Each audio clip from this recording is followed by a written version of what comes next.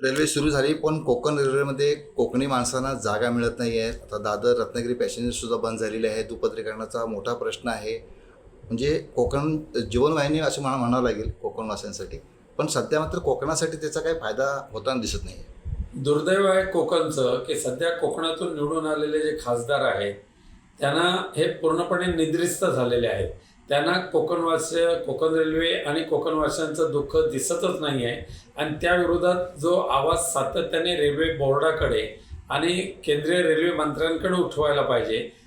Central रेल्वेचे जे general manager आहेत त्यांच्याकडे जाऊन ठामपणे छाती ठोकपणे कोकणवासियांची बाजू मांडली पाहिजे. त्यासाठी दुर्दैवाने कोकणामध्ये सध्या एकही खासदार नाही आहे.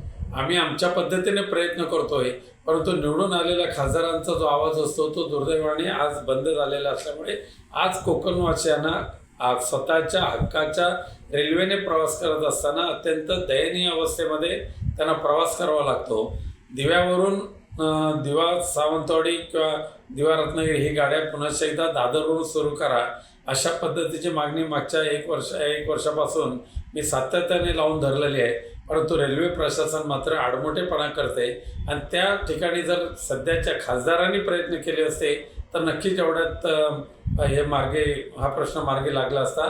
परंतु दुर्दैव आहे आमच्या कोकणवासियांचं की त्यांनी निवडून दिलेले खासदार हे पूर्णपणे झोपलेले आहेत.